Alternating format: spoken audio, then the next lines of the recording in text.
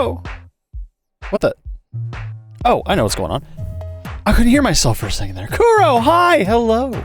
You are on time. You're right on time. Hello and welcome. Welcome, everyone. Another week in the haunted house. Tonight, we're going to get extra spooky with it. Kuro should not go outside. Don't go outside, Kuro. It's dangerous out there. You might break a nail. Oh, shit. Well, this is awkward. Yeah. Tonight's going to be a special night. We've got a whole array of short spooky games to play. One of our many series of I can't come up with a clever enough title for it. Just the vast array of shorter games. They kind of collect in the background, and then I just kind of play them all at once. So for tonight, to start off, we're gonna try to finish Dagon, because we tried to do Dagon while I was doing my face cam stream. And okay, hey, calm down with those hi-hats, please. Thank you. All right, because we tried to finish Dagon while I was doing my face cam stream, but it broke my computer. So if it breaks my computer again, I'm going to throw it in the garbage. The game, not the computer. Don't ask me how. It's a digital game, so it might involve actually physically sticking my computer in the garbage while I delete the game, but it will be done. That's how serious I am. I'll do it. I'll do it. Don't fuck with me, game. I know where your uninstall button is. All right, anyways, let's play some Dagon. Let's do it. But how are you? How's your weekend been, Kuro? It's good to see you. We will be starting this from scratch as well. Because I may have only been paying like half attention when we were going through the first time. Maybe we should actually turn this down just a touch too, why don't we? Maybe make it so it's not so demanding. We'll put it down to a regular old 1080p. 1920 by 1080, 60 frames per second, baby. I'll just do some normal FXAA. We don't need the VSync on. We definitely don't want the blur on, and that should be good. Okay, so let's try this again. Dagon. Yeah, it's fine. It's not like we made a ton of progress and solved a bunch of puzzles or nothing. Dagon is a faithful interactive adaptation of H.P. Lovecraft's work focused on story and atmosphere. You will not find difficult choices, action sequences, or inventory management here, and movement is limited to progressing through locations along with the plot. I am writing this under an appreciable mental strain, since by tonight I shall be no more. No more! Alright, I gotta click things in order. Right, he doesn't just auto-talk. Okay. Penniless, and at the end of my supply of the drug which alone makes life endurable, I can bear the torture no longer, and shall cast myself from this garret window into the squalid street below. You sound resolved, sir. Do not think from my slavery to morphine that I am a weakling or a degenerate. No, it's not the morphine. When you have read these hastily scrawled pages, it's your bad handwriting. Though never fully realize why it is that I must have forgetfulness or death. Okay, I guess we'll scroll. Oh, I guess I could have. There was a question mark there. Oh well. It was in one of the most open and least frequented parts of the broad Pacific that the packet of which I was supercargo fell a victim to the German sea raider. Wait, you were supercargo? You were supercargo. How big's your self-esteem, buddy? Mm-hmm. Alright, board that ship over there.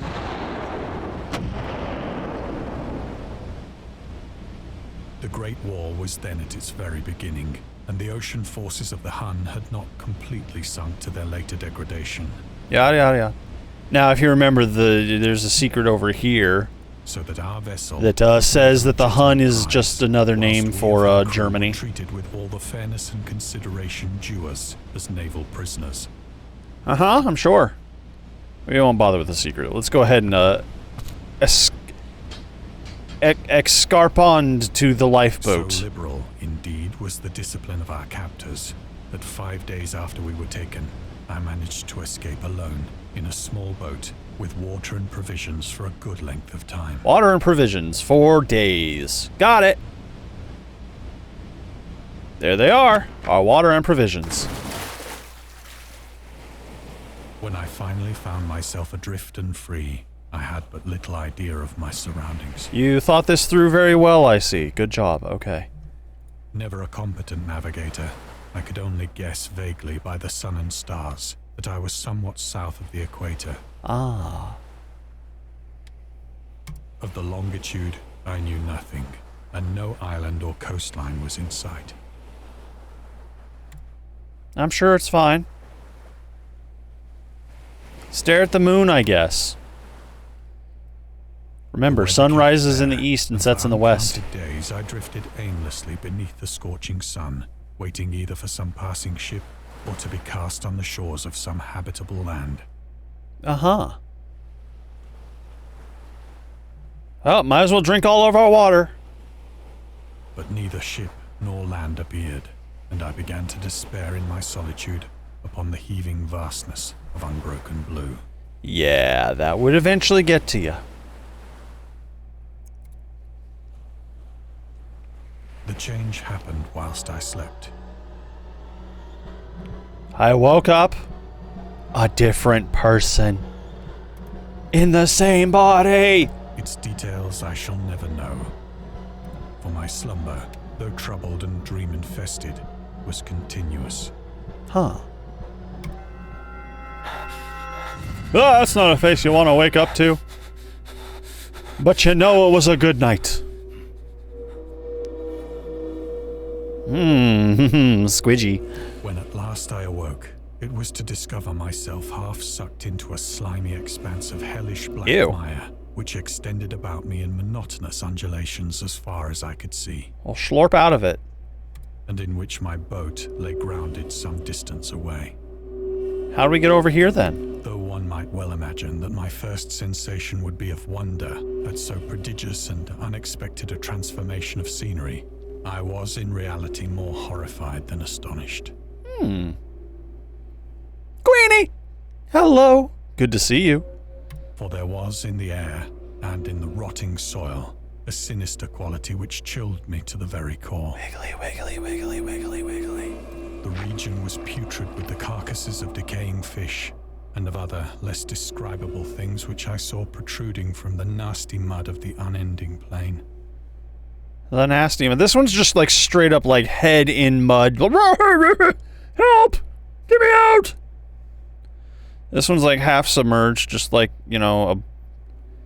Alright. Perhaps I should not hope to convey in mere words the unutterable hideousness that can dwell in absolute silence and barren immensity.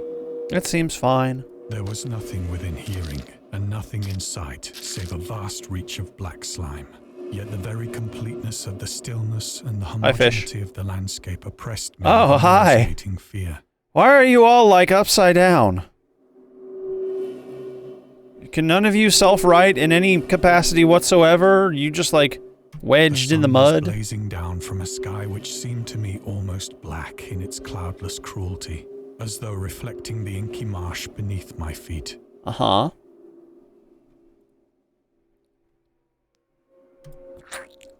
Ew, don't make those sounds. Don't, As just I don't. crawled into the stranded boat, I realized that only one theory could explain my position. Only one theory. Just one. Through some unprecedented volcanic upheaval, Oh, yeah. a portion of the ocean floor must have been thrown to the surface, exposing regions for which innumerable millions of years had lain hidden under unfathomable watery depths. I remember complimenting that as actually like a surprisingly good guess as to what had happened. So great was the extent of Is that the like a- new land which had what is risen this? beneath What is me this that I could not mirror-looking detect the thing in front of faintest me? noise of the surging ocean. A bag of straining some my sort? ears as I Basket? might. Tin? Maybe it's a lid to that tin? I don't know. Nor were there any seafowl to prey upon the dead things. That is true. There's no birds here. Nobody here but me. I'll prey upon the dead things. That's normal. That's what I do. It's my job description. For several hours I sat thinking or brooding in the boat, which lay upon its side and afforded a slight shade as the sun moved across the heavens. Not in a malicious way. I collect spirits in order to shepherd them across. As the day progressed, the ground lost some of its stickiness and seemed likely to dry sufficiently for traveling purposes in a short time. The big undulating mass over there seems to be calling my name. That night I slept but little, and the next day I made for myself a pack containing food and water, preparatory to an overland journey in search of the vanished sea and possible rescue. Yes. Possible rescue. Among the murk and mire and mirth. On the third morning, Mirth? I found the soil dry enough to walk upon with ease. Squelchy. The odor of the fish was maddening, but I was too much concerned with graver things to mind so slight an evil, and set out boldly for an unknown goal. I mean, if you were just surrounded by putridness constantly, I imagine your mind would eventually just blot it out, but, you know, this being eldritch, maybe you can't. Maybe it just hurts too much. Ew. Steadily westward, guided by a faraway hummock which rose higher than any other elevation on the rolling desert. These are no longer fish I recognize. Well, I guess we're going to make our way to that escarpment.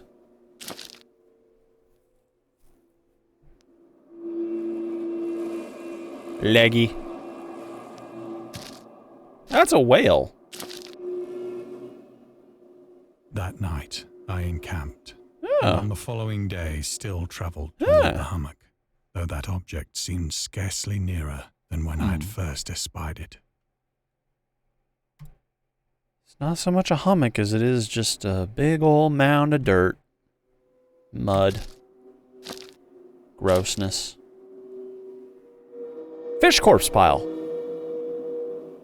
Yeah, that's what it is. By the fourth evening, I attained the base of the mound, which turned out to be much higher than it had appeared from a distance. Huh, how strange.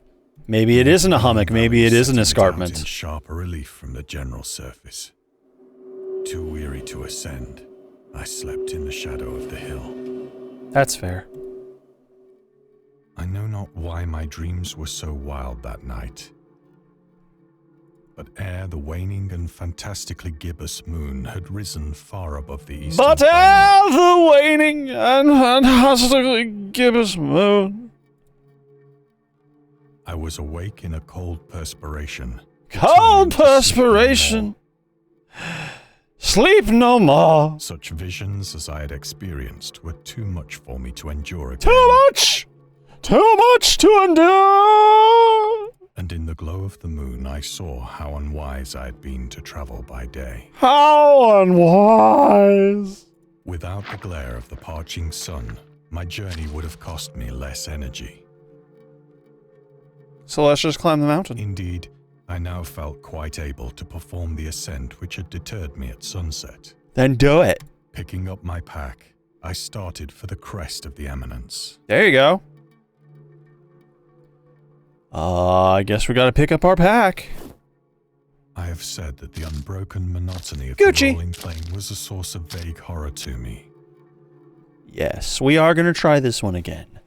And like I said earlier, if it crashes my computer, I'm gonna throw the game in the garbage. Even though it's digital. It's a digital copy. I'm gonna throw it in the garbage! But I think my horror was greater when I gained the summit of the mound and looked down the other side into an immeasurable pit or canyon, whose black recesses the moon had not yet soared high enough to illumine. Moon, you need to soar higher to lumen more! I felt myself on the edge of the world, The edge of the world. peering over the rim into a fathomless chaos of eternal night. Fathomless. Through I'm my sorry. terror I'll stop. ran curious reminiscences of Paradise Lost. Okay, but he's kind of a nerd who read the thesaurus for fun. And of Satan's hideous climb through the unfashioned realms of darkness. As the moon climbed higher in the sky, I began to see that the slopes of the valley were not quite so perpendicular as I... No, they aren't. You just slide down them. It's fun. Just go whee! Down you go! And outcroppings of rock afforded fairly easy footholds for a descent. Whilst after a drop of only a few hundred feet, the declivity became very gradual. The declivity. The declivity. That's what you sound like. The declivity. Oh, thank you. It's not new. I've had that Twitter for a while. I just haven't had anything on there. I'm like, well, what do I put on there? I don't know what to put on there. I'll put words on there. I think that's what Twitter is for. Urged on by an impulse which I cannot definitely analyze, I scrambled with difficulty down the rocks and stood on the gentler slope beneath. Yes. Very good. It's very dark down here. Pity I didn't bring a flashlight. Gazing into the Stygian deeps, where no light had yet penetrated. You keep using those words, I'm gonna keep making fun of you. All at once, my Your attention mom's a was captured Stygian. by a vast and singular object on the opposite slope, which rose steeply about 100 yards ahead of me. Oh. An object that gleamed whitely in the moonlit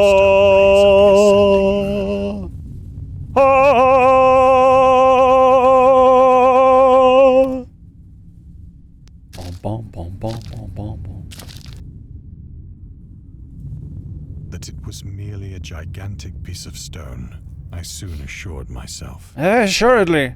Only some stone. But I was conscious of a distinct impression that its contour and position were not altogether the work of nature. Well, this can't be a natural phenomenon. A closer scrutiny filled me with sensations I cannot express. Oh, these sensations I cannot express. So he's narrating his experience in his voice, and I'm just saying aloud what he's saying. Yeah, that's the joke. Despite its enormous magnitude. Oh, it's enormous! In an abyss which had yawned at the bottom of the sea since the world was young. This abyss has yawned at the bottom of the sea since the world was young. I perceived beyond a doubt that the strange object was a well-shaped monolith. Monolith! Just like in the Planet of the Apes! Whose massive bulk had known the workmanship and perhaps the worship of living and thinking creatures. It demands worship. Dazed and frightened, yet not without a certain thrill of the scientist's or archaeologist's delight, I examined my surroundings more closely. I am English, therefore I will stake my claim on this square rock for the name of Queen and Country.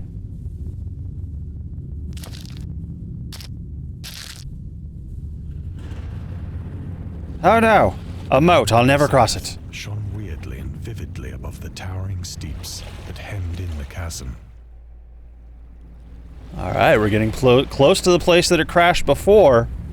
And if you can't tell by the stutteriness of me talking, I think the game's taking up a lot more resource than it warrants taking up. And revealed the fact that a far-flung body of water flowed at the bottom, winding out of sight in both directions. Well, isn't this a far-flung body of As I water? stood on the slope. Across the chasm, the wavelets washed the base of the Cyclopean monolith, The waves aren't even touching the monolith. on whose surface I could now trace both inscriptions and crude sculptures. But I see inscriptions and crude sculptures. Yes, yes. Look closely at it. Closer. The writing was in a system of hieroglyphics unknown to me, and unlike anything I'd ever seen in books. I have never seen this in any books I've ever read before, and I read a lot of books, because I'm a nerd. Consisting for the most part of Am I taking away from the gravity of this game in its entirety? I'm sorry. octopi, crustaceans, mollusks, whales, and the like. Several characters obviously represented marine things which are unknown to the modern world. Well, these marine things are unknown to the modern world. Suck it, nerds! I'm making all sorts of discoveries. But whose decomposing forms I had observed on the ocean-risen plain. But they look familiar, like that one squid that was sticking headfirst out of the sand. And it was groaning at me, like, "Mwah!" That's what it sounded like. "Mwah!" It was the pictorial carving, however, that did most to hold me spellbound. I am spellbound. Aghast even. Where? There it is. Yes, words.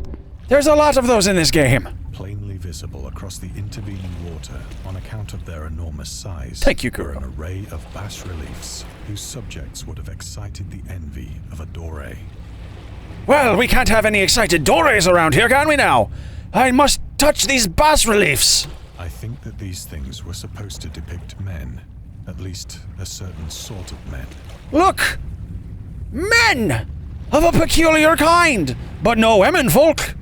No! Fishes were shown disporting like fishes in the waters of some marine grotto, Fishmen! Never trusted them! or paying homage at some monolithic shrine, which appeared to be under the waves as well. When the game takes away my ability to narrate and do other things, I gotta fill in the gaps somewhere. So Mystery Science Theater 3000 it is. Of their faces and forms I dare not speak in detail. Oh! Aghast! Those eyes! I dare not speak of them in detail, and their bulbous lusciousness, and how they're so piercing! Oh, I cannot use more details, like the bluish hues! Oh, I dare not! For the mere remembrance makes me grow faint. Oh, faint! Grotesque beyond the imagination of a Poe or a Bulwer. Even a Poe or a Bulwer cannot imagine the grotesqueness of that thing! No! Oh, that one is preferable to that. But if I had to choose between masks to wear to a scary party, I might choose that one, or that one, but most assuredly that one. They were damnably human in general outline, despite webbed hands and feet, shockingly wide and flabby lips. No, not the flabby lips! Please don't tell me more about the flabby lips! Glassy, bulging eyes, and other features less pleasant to recall. Like their teeth? Curiously enough, they seem to have been chiseled badly out of proportion with their scenic background. Ah, they're bigger than the fish! For one of the creatures was shown in the act of killing a whale, represented as but little larger than himself. And that can't be normal. Creatures as large as whales? Impossible! I remarked, as I say, their grotesqueness and strange size. I say again, they are grotesque and strangely large. In a moment decided that they were merely the imaginary gods of some primitive fishing or seafaring tribe. Bulwark it, malarkey, it could not be. A tribe whose last descendant had perished eras before the first ancestor of the Piltdown or Neanderthal man was born. They could not understand. They are not the modern man like myself. I am beautiful and all-knowing. Awestruck at this unexpected glimpse Right, so wordy. beyond the conception of the most daring anthropologist. No anthropologist would dare lay their eyes upon this monolithic beauty. I stood musing whilst the moon cast queer reflections on the silent channel before me. These reflections are quite queer. Then, suddenly, I saw it. Yeah, the monolith. The monolith. I see it. Yes, I see it.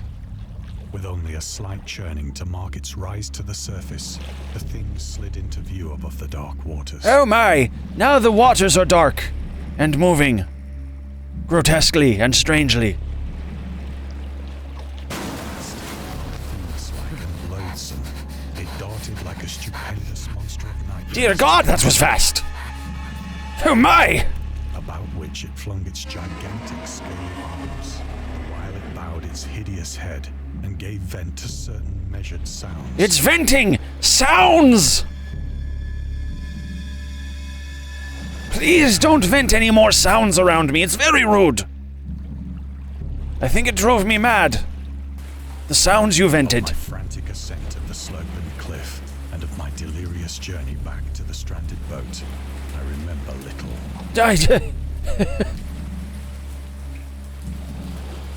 Fart joke.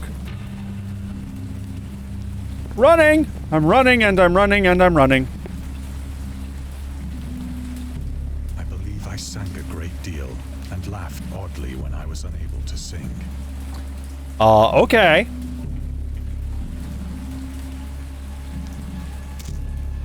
Let's continue to sing Jolly Mary's songs, yes?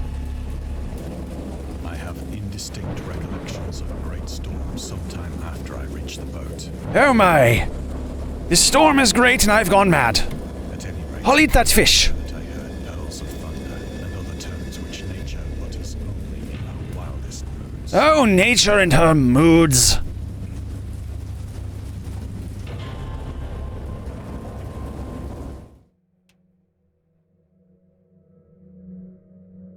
When I came out of the shadows, I was in a San Francisco hospital. No! That's the true horror of it all! I am in San Francisco! Brought thither by the captain of the American ship which had picked up my boat in mid-ocean. In my delirium, I had said much, but found that my words had been given scant attention. That's fair. You're okay. Of any I'd stop paying land attention to in you the like Pacific, 20 my minutes into this rescuers game. knew nothing. Nor did I deem it necessary to insist upon a thing which I knew they could not believe. Oh, that's probably the smartest thing you did all day. Oh, notes. Yes, more words. I don't care. You can pause the VOD if you care and reread that.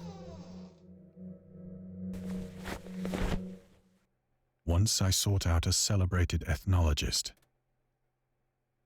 The heck's an ethnologist? and amused him with peculiar questions regarding the ancient Philistine legend of Dagon, the fish god. Ah. Well, you've done your research, I see. Dagon was the main deity of the Philistines, worshipped throughout the Middle East as the ancient god of fertility and crops. In Hebrew, the word Dagon was a common noun for grain. The rulers of Akkad, Mesopotamia, chose him as the patron saint of their war conquests. He also appeared as the judge of the dead in the Assyrian poem and the underworld prison warder in one of the Babylonian texts. He is often mistakenly taken for a fish god due to the wrong interpretation of his name, as in Hebrew, the word dag means fish. In H.P. Lovecraft's work, Dagon is a deity the deep ones and humanoid fish traits, blah blah, we know. Well, I seem to have done quite well for myself. I've come back from madness and I have myself a study in a very large room for some reason. Why do I need this much of a room? I don't have that big of a table.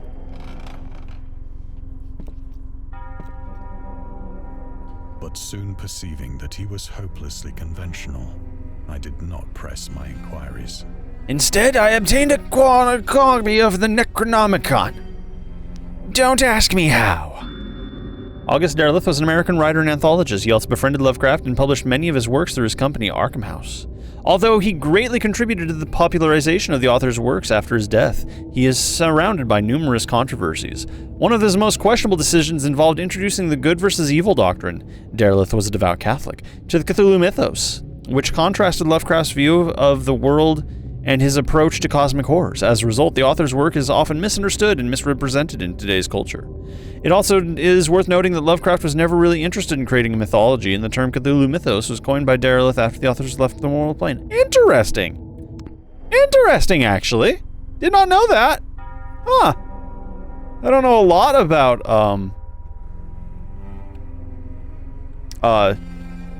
Lovecraftian stuff, but that's fascinating.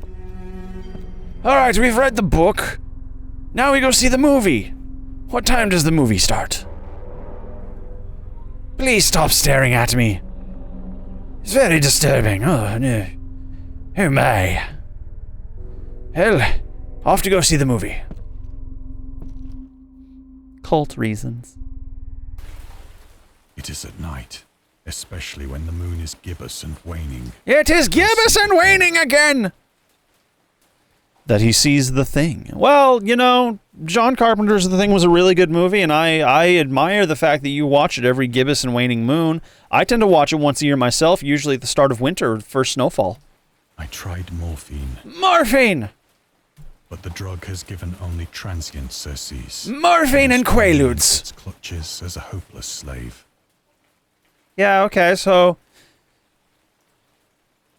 not the best solution, friend. So now, I am to end it all. having written a full account for the information or the contemptuous amusement of my fellow men. Okay. One last swig of the morphine. Often, I ask myself if it could not all have been a pure phantasm. Must have been. A mere freak of fever as I lay sun-stricken and raving in the open boat after my escape from the German man-of-war. I mean, it would make sense, wouldn't it? This I ask myself, but ever does there come before me a hideously vivid vision in reply. Oh, okay.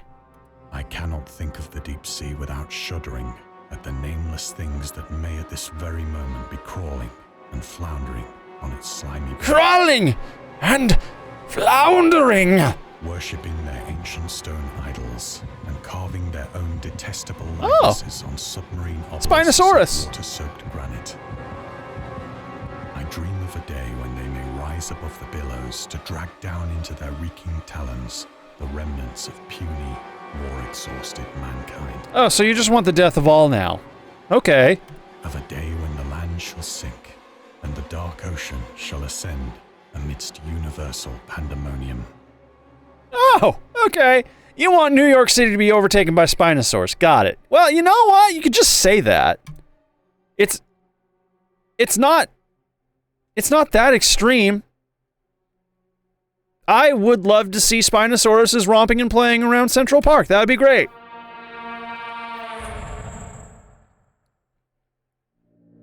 The end is near. So hyped. Just all of the hype. We're here for it. Oh. I hear a noise at the door, as of some immense slippery body lumbering against it. Slippery bodies. What? Okay. Time to jump out the window, I guess. It shall not find me. Oh, so we'll walk towards the door. Yeah, that's a great idea.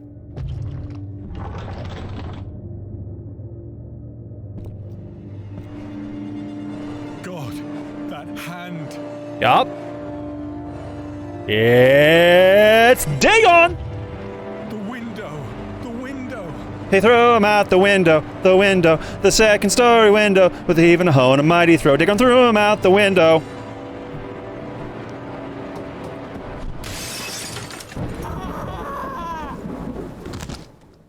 And that's what happens when the morphine wore off. Chthonic! Welcome, Chthonic. How's it going? Well, alright, that was a nice little short story. Apparently there is DLC that comes with it. The Eldritch Box and the Little Glass Bottle DLC. I'll be honest with you, I don't have enough interest to get them, but this was a pleasant little spin-off. Just a walking sim